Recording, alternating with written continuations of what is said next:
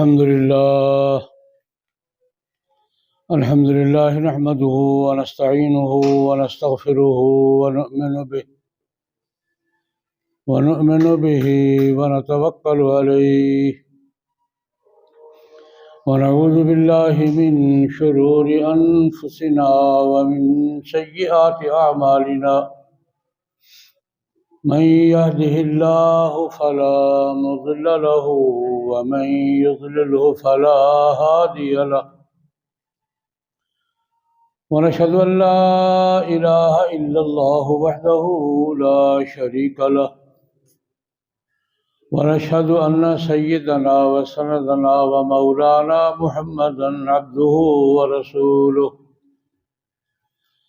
أرسله بالحق بشيرا ونذيرا وداعيا إلى الله بإذنه وسراجا منيرا اللهم صل على محمد وعلى آل محمد كما صليت على إبراهيم وعلى آل إبراهيم إنك حميد مجيد اللهم بارك على محمد وعلى آل محمد كما باركت على إبراهيم وعلى آل إبراهيم إنك حميد مجيد أما بعد فأعوذ بالله من الشيطان الرجيم بسم الله الرحمن الرحيم وقضينا إلى بني إسرائيل في الكتاب لتفسدن في الأرض مرتين ولتعلن علوا كبيرا فإذا جاء وعد أولاهما بعثنا عليكم عبادا لنا أولي بأس شديد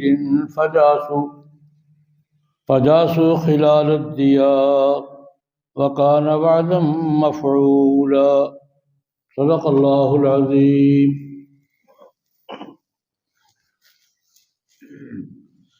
بزرگان محترم، برادران اسلام، قرآن مقدس کی 2 آیات کریمہ تلاوت کی ہیں۔ مختصر وقت کے اندر ان آیات مبارکہ کی روشنی میں کچھ ضروری باتیں عرض کرنے کی کوشش کروں گا۔ اللہ جل جلالہ و عظم نوالہ کی بارگاہ میں دعا فرمائیں، خداوند ذوالجلال مجھے صحیح عرض کرنے کی، آپ حضرات کو صحیح سننے کی، مجھے آپ کو سب مسلمان بلکہ انسان بھائیوں کو صحیح بات سمجھنے، قبول کرنے اور اس پر عمل کرنے کی توفیق عطا فرمائے۔ آمین۔ فلسطین کے مسئلے میں بات چل رہی ہے۔ مسجد اقصی فلسطین تاریخی مسئلہ ہے۔ قرآن پاک نے بھی اس کے مختلف مراحل بیان کیے ہیں اور آج بھی اس کے 20 پہلوؤں پر گفتگو ہو رہی ہے۔ آج بھی اسی حوالے سے کچھ بات کرنا چاہوں گا۔ مسجد اقصی بیت المقدس، جب حضرت ابراہیم علیہ السلام نے بابل سے ہجرت کی تھی اور فلسطین کو وطن بنایا تھا، ابراہیم علیہ السلام بابل میں مبعوث ہوئے تھے۔ یہ عراق کا علاقہ ہے۔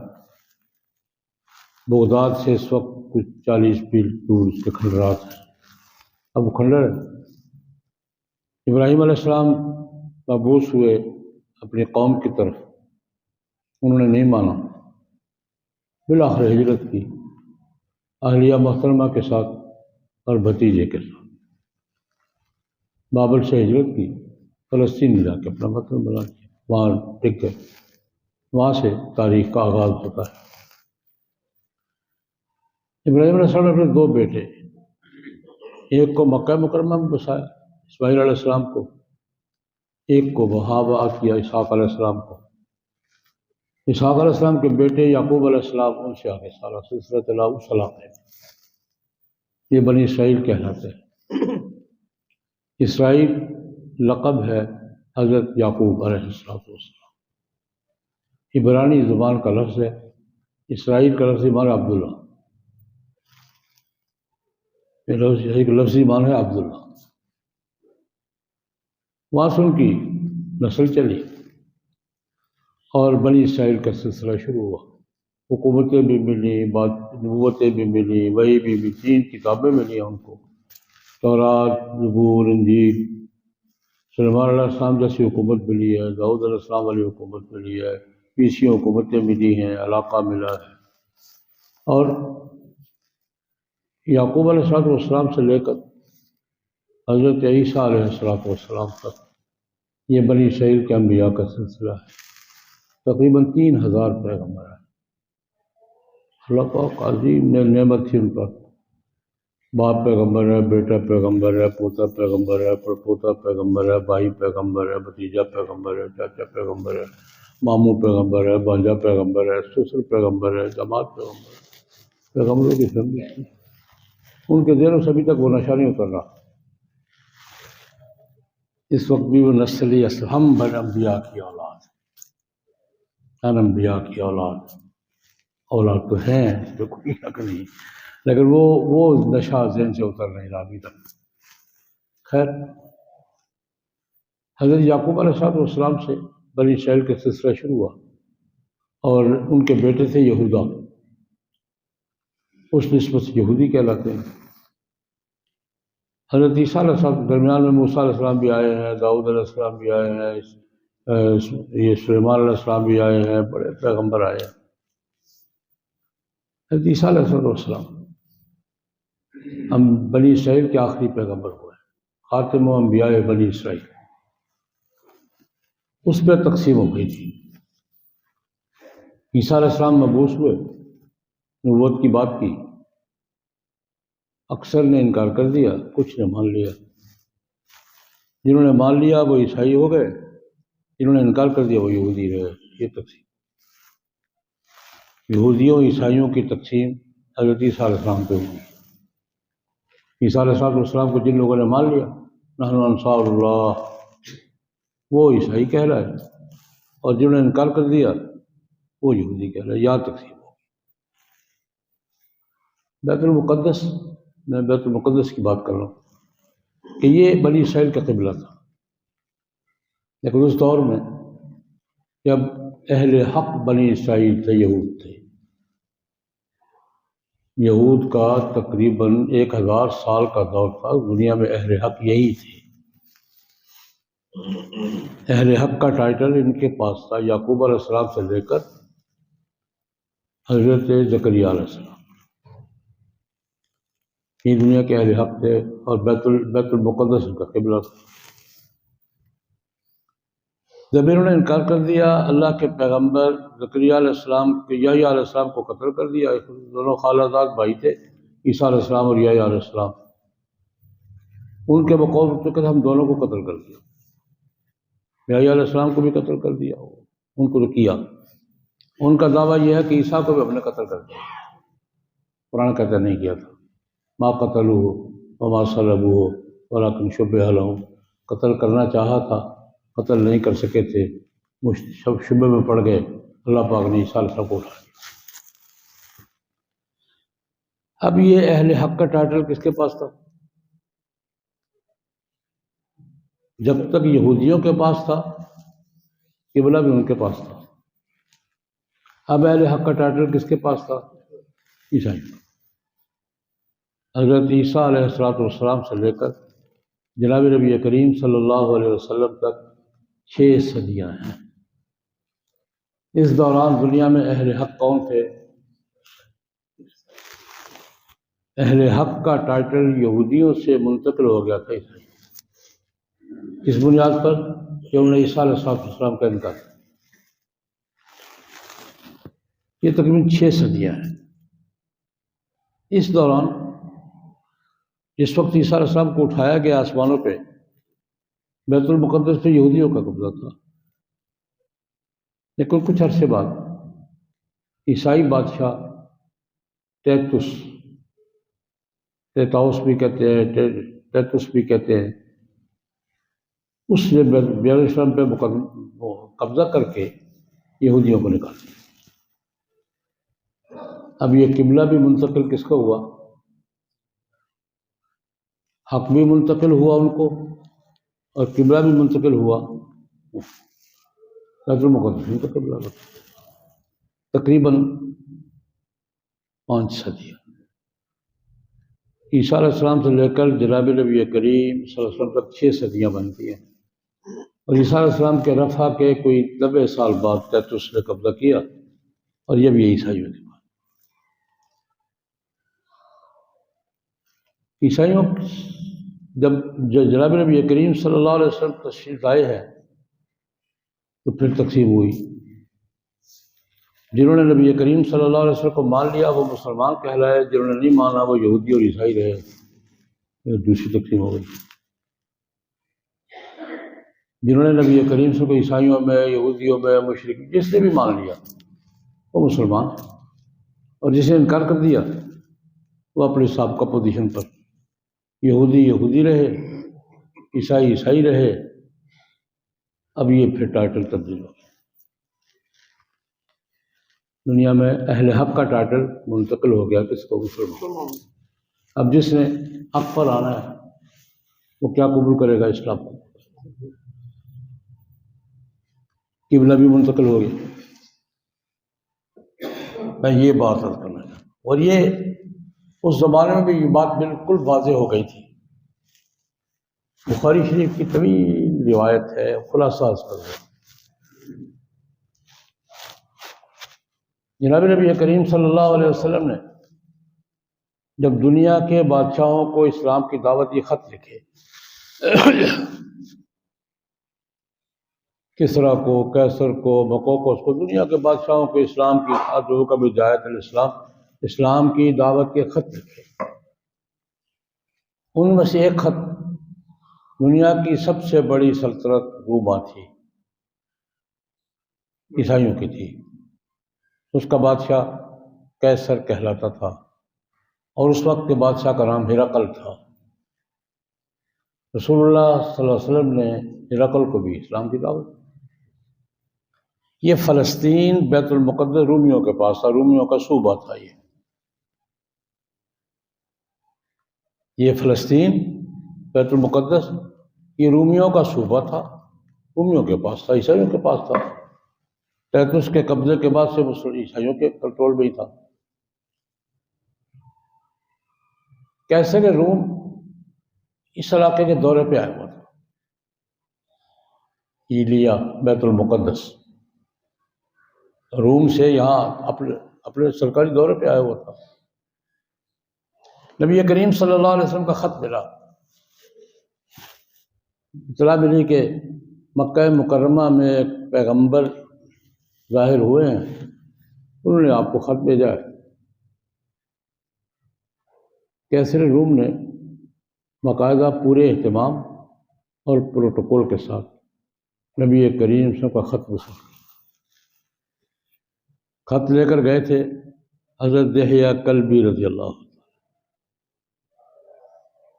جناب نبی کریم صلی اللہ علیہ وسلم کا خط تھا، اور وہ لوگ انتظار میں تھے، یہودی بھی انتظار میں تھے، عیسائی بھی انتظار میں تھے۔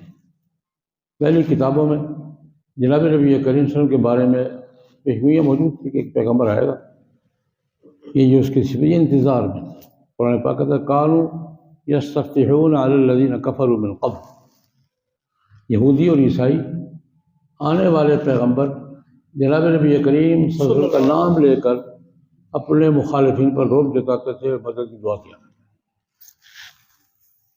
جیسے آج کل ہم امام مہدی کے نام سے کرتے ہیں۔ امام مہدی آئے گا، دیکھیں گے، ہم بھی یہی کہتے ہیں، وہ بھی یہی کہتے تھے، آخری پیغمبر آئے گا پھر دیکھیں گے تم سے۔ کانوا یستفتحون علی الذین کفروا من قبل۔ کیسے روم نے اپنے درباریوں سے کہا یار ایسا کرو کہ یہ لگتا ہے پتہ نہیں وہ ہے یا کوئی اور ہے، پتہ تو کریں، ذرا پہلے تحقیق تو کریں۔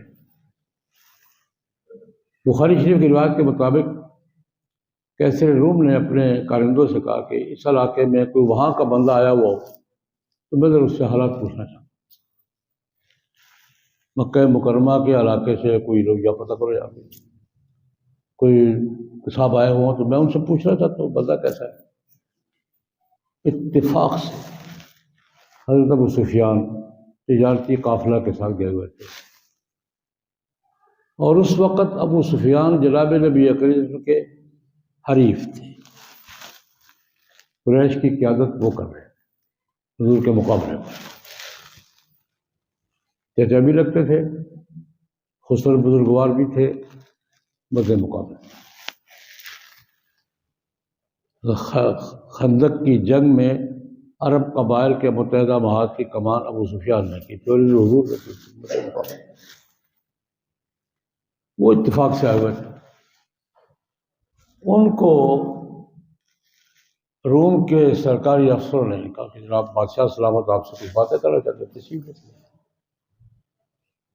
اگلی بات وہ خود بیان کرتے ہیں ساری، لے گئے، بہت لمبا قصہ ہے، صرف خلاصہ متعلقہ بات عرض کر رہا ہوں۔ لے گئے، ابو سفیان کہتے ہیں رضی اللہ تعالیٰ عنہ، قلب صحابی ہے، اکابر صحابہ میں سے ہے، اس وقت مد مقابل ابو سفیان رضی اللہ عنہ فرماتے ہیں کہ ہمیں جا کے دربار تھا، بہت بڑا دربار میں ہمیں بٹھایا گیا۔ ہرقل نے جناب نبی کریم صلی اللہ علیہ وسلم کے بارے میں کچھ معلومات پوچھی، اللہ کیسا ہے، فیملی کیسی ہے، اخلاق کیسے ہیں، عادات کیسی ہیں، جو کسی کے بارے میں معلومات حاصل کی جا سکتی ہیں، سوال جواب، اس کی گفتگو کیسی ہے، اس کا لوگوں کے ساتھ تعلق روابط کیسے ہیں، کہ ایک آدمی کے بارے میں یہی کچھ پوچھتے ہیں۔ 5-7 سوال کیے، وہ سوال کرتا رہا، یہ جواب دربار بیٹھا سن رہا۔ ساری گفتگو کے بعد قیصر نے ایک بات کہی، وہ نقل کرنے کے لیے میں ساری بات، روم کے بادشاہ نے بڑے دربار میں ابو سفیان سے سوال جواب کر کے نبی کریم صلی اللہ علیہ وسلم کے بارے میں تو جملے کی۔ میں نے کہا یار جو باتیں میں نے پوچھی ہیں اور جو تم نے بتائی ہیں، اگر یہ ایسے ہی ہے، انہ لنبی،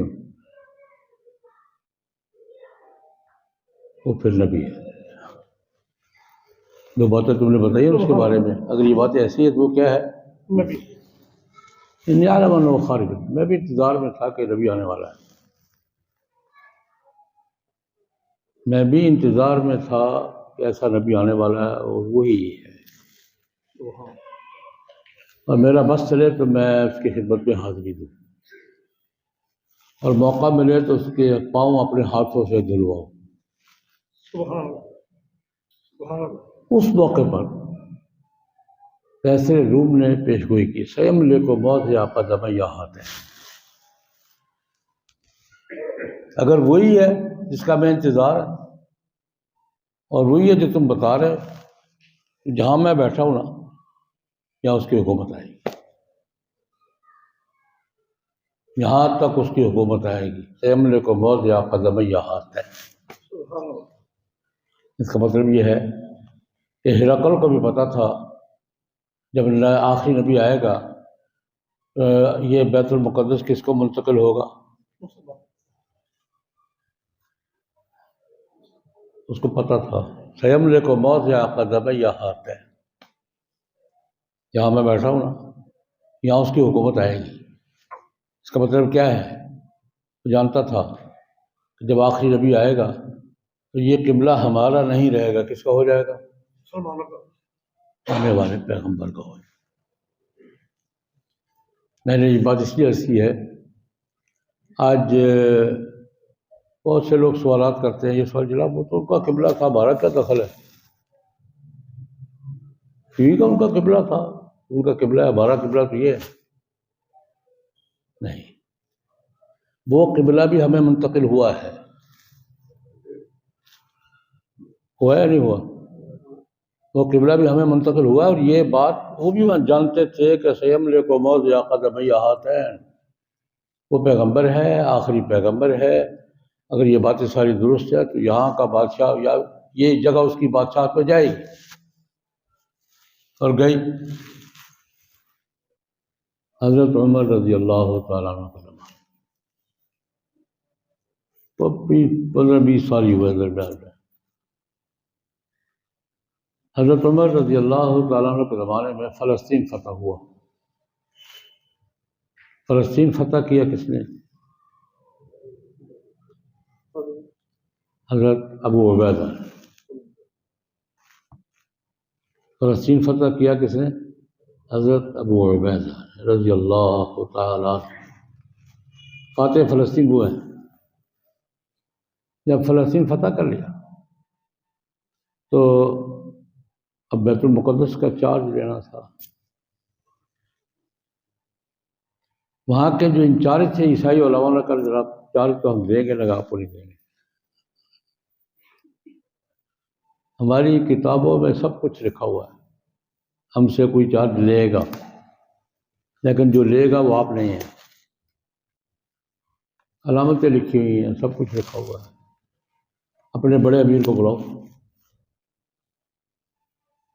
اپنے بڑے امیر کو بلاؤ، اگر ہماری علامتیں پوری ہوگی چارج دے دیں گے. ہماری علامتیں اگر پوری ہو گئیں چارج دے دیں گے. امیر المومنین حضرت عمر رضی اللہ تعالیٰ عنہ کو ابو عبیدہ رضی اللہ عنہ کہا کہ آپ تشریف لائے، حضرت تشریف لائے اور پوری قیادت لے کر آئے. یہ الگ تفصیل ہے.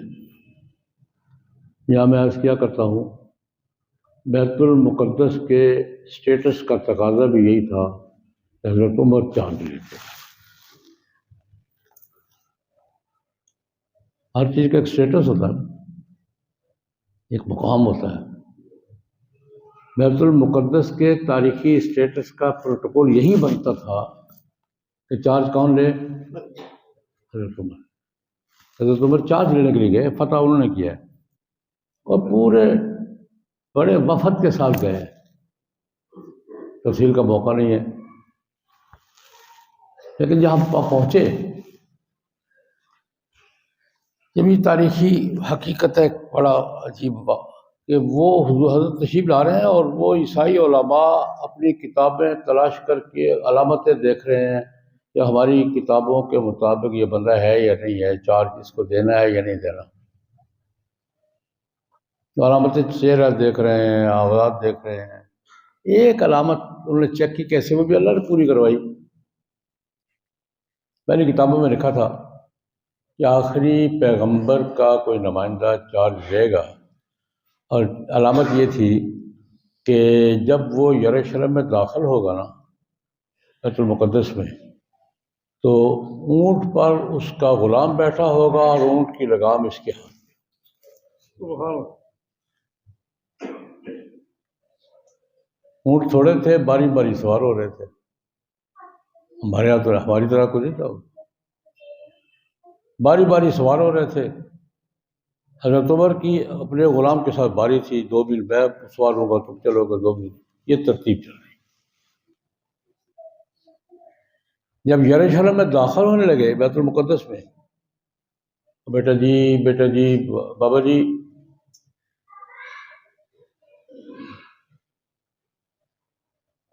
جب یروشلم میں داخل ہونے لگے تو سوار ہونے کی باری غلام کی تھی، اس ترتیب کے مطابق جو طے ہے. جب میں گیٹ میں اندر جانے لگے، اوپر اترنے لگے نیچے، تو سوار ہونے کی باری کس کی تھی؟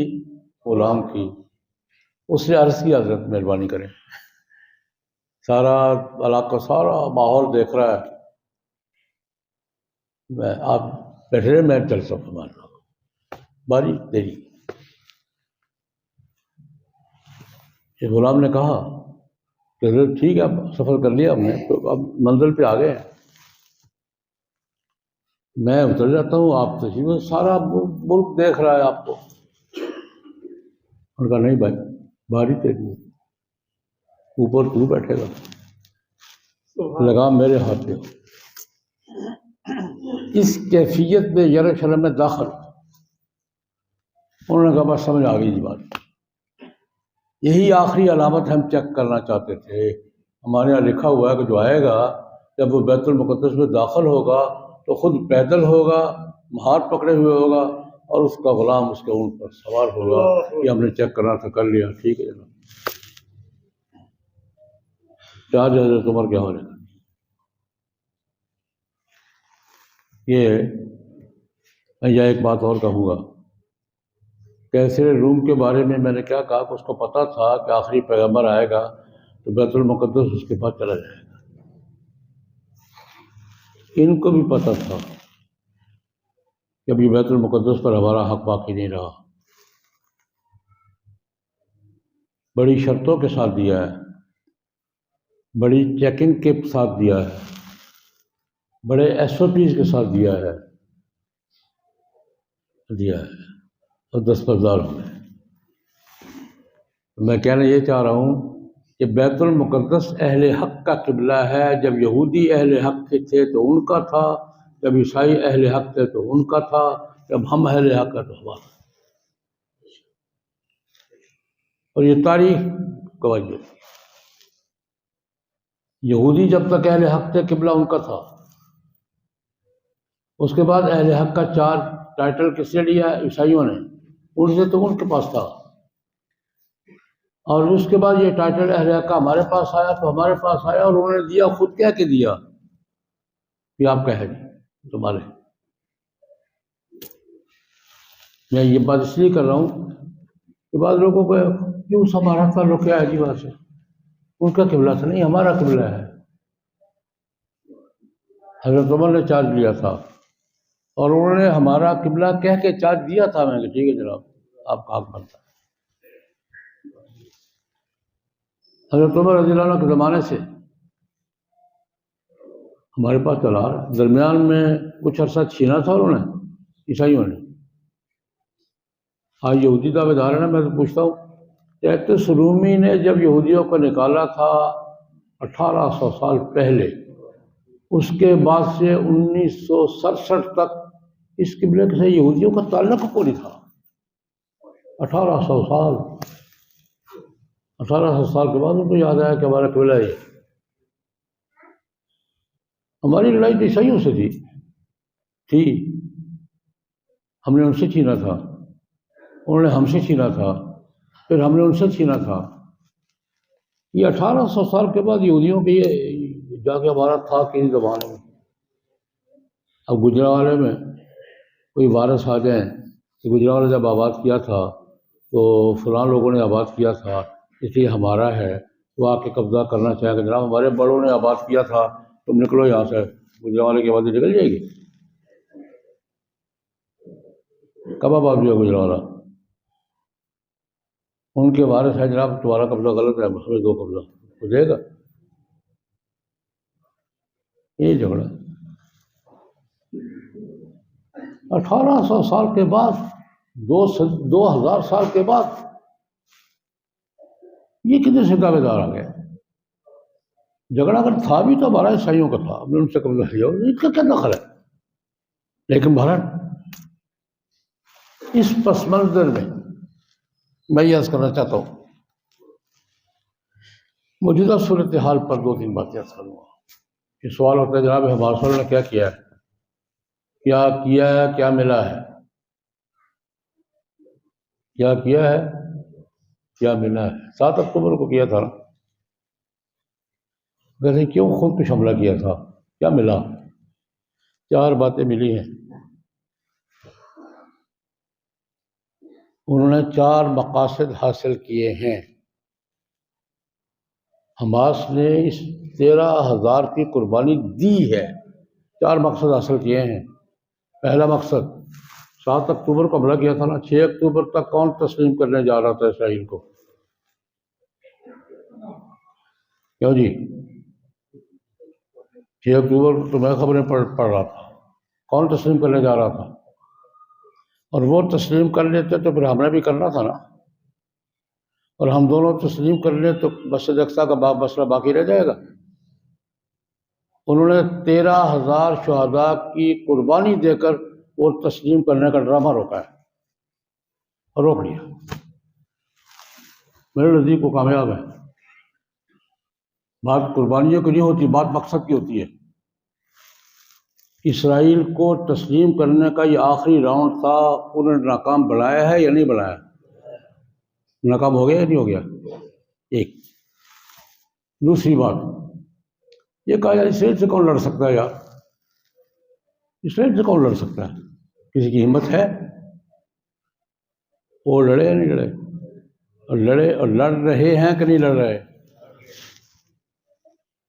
انہوں نے بتایا کہ لڑا جا سکتا ہے۔ انہوں نے دنیا کو بتایا کہ اگر افغان امریکہ سے لڑ سکتا ہے تو ہم اسرائیل سے لڑ سکتے ہیں۔